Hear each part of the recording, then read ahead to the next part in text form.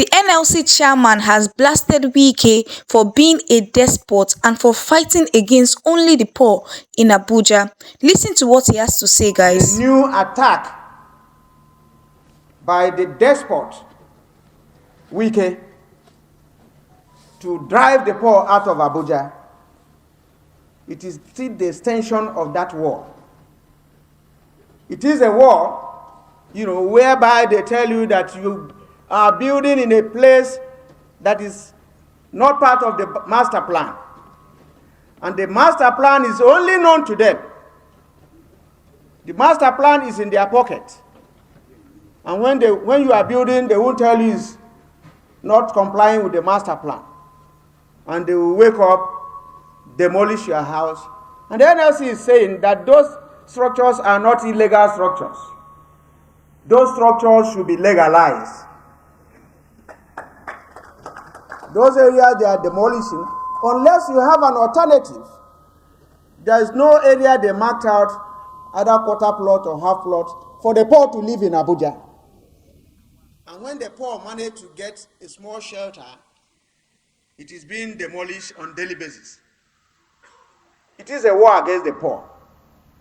And I wouldn't know, with the havoc Wike caused in Rivers State, and the number of people that died as a result of shock, if he continues it in Abuja, the number of people that out of foreseen like killed under the gas chambers will be a child's play.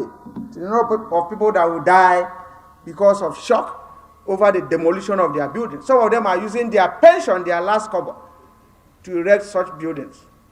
So if he doesn't check it, because the moment he came here, he started destroying people's properties.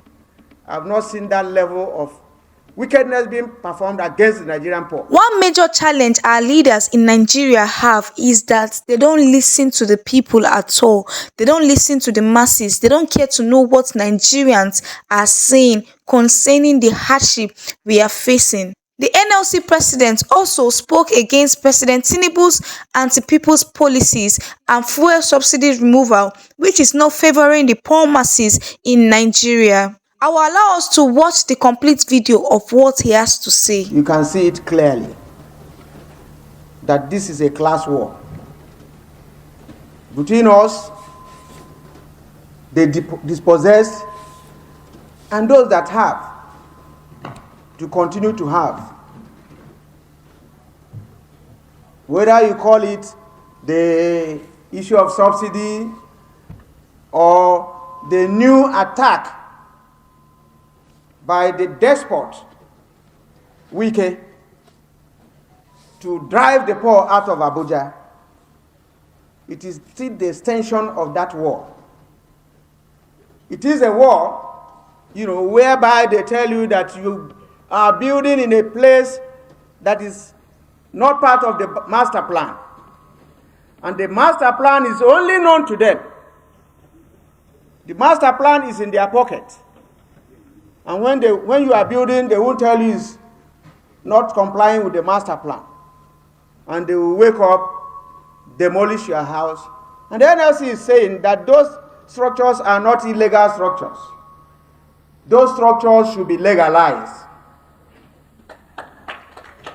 Those areas they are demolishing, unless you have an alternative. There is no area they marked out, either quarter plot or half plot, for the poor to live in Abuja. And when the poor manage to get a small shelter, it is being demolished on a daily basis. It is a war against the poor.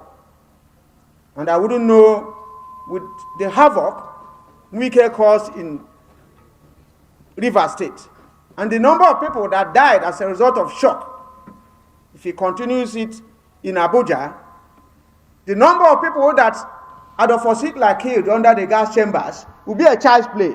The number of people that will die because of shock over the demolition of their buildings. Some of them are using their pension, their last cover, to erect such buildings. So if he doesn't check it, because the moment he came here, he started destroying people's properties. I've not seen that level of wickedness being performed against the Nigerian poor.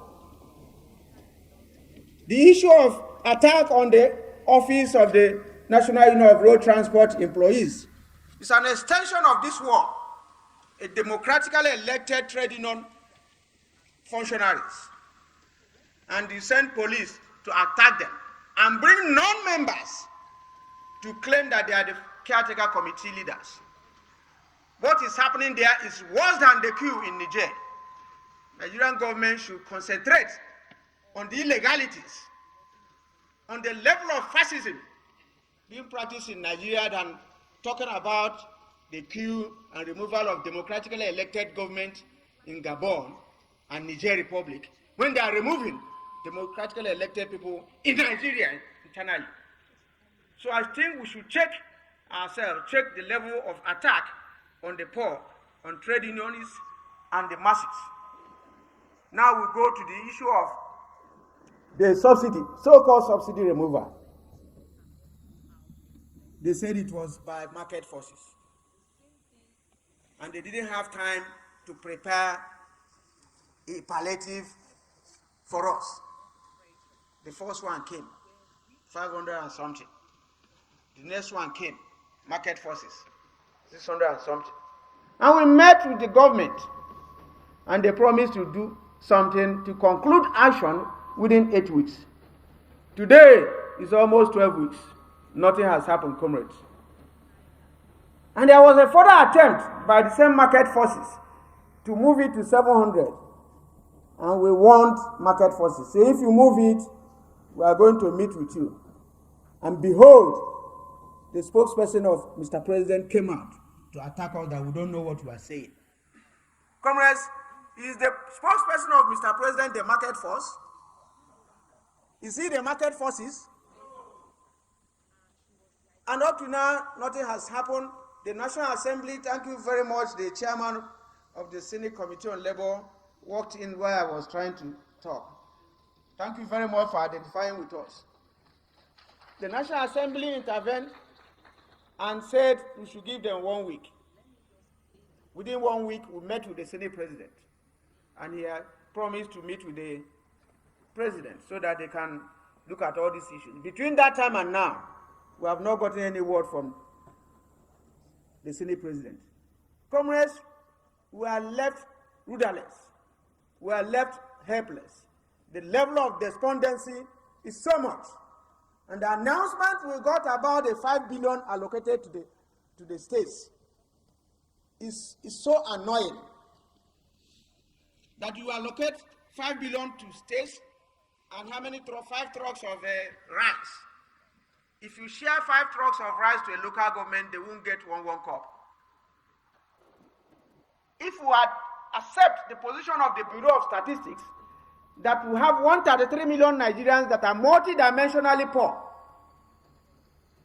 before the subsidy removal, and after the subsidy removal, the number must have increased or doubled. Those are the fringes became poor overnight.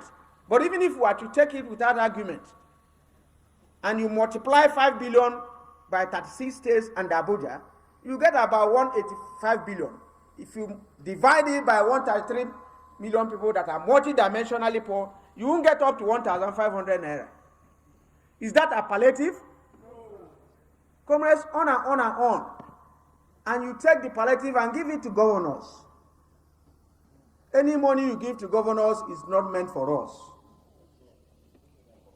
Various attempts by the former president to even release money to states that are not paying salary for them to pay salary. They didn't pay the salary again. People can't go to work again. There is nothing on ground for them to work on.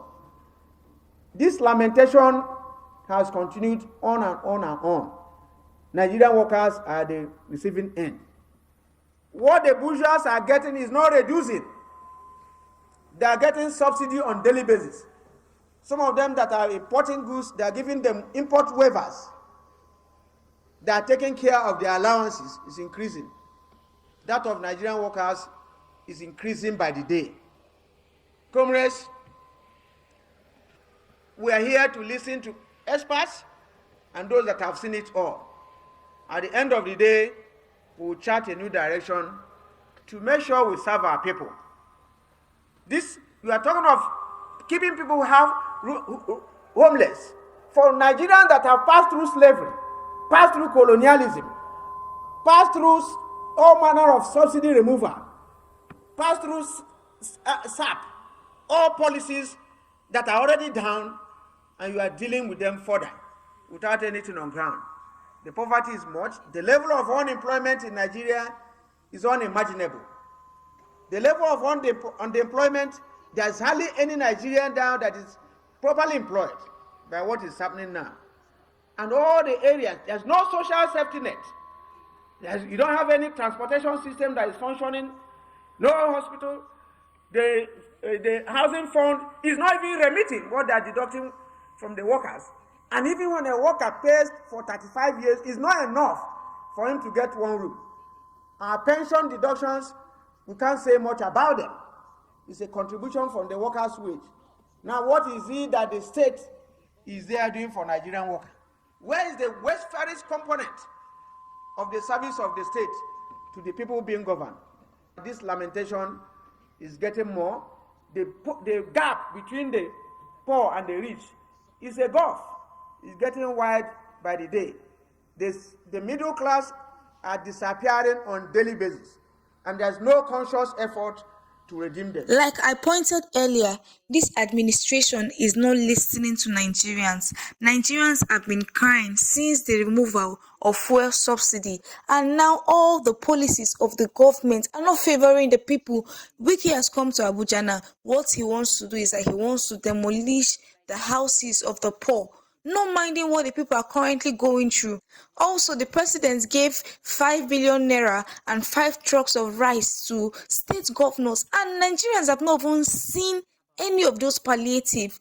So you can see that this particular administration, they have this challenge of not listening to the people, and it's not going to go anywhere because Nigerians are crying. When you go out, you see that people don't really have jobs, people are suffering, nothing is actually working, and our politicians are feeding fat. They are not listening to what the people are saying. They are enjoying themselves, they have their salaries on time, they don't have any struggle, they receive fuel for their cars, everything they need is at their disposal. Why the people they are meant to serve are suffering. This is why Femi Falana warned them yesterday not to push Nigerians into mutiny, not to push Nigerians to the war, to the extent that people can no longer stomach it anymore and they will revolt against them. And that's why we keep calling on the judiciary to do the right thing in this ongoing presidential election petition tribunal, so the people who have vision, who have plans for the Nigerian masses will come into power. Thank you so much, guys, for watching this video. Please do well to share your thoughts about the video in the comment section. Please do well to like the video, and please do well to subscribe to our channel so you get notified whenever we post a new video.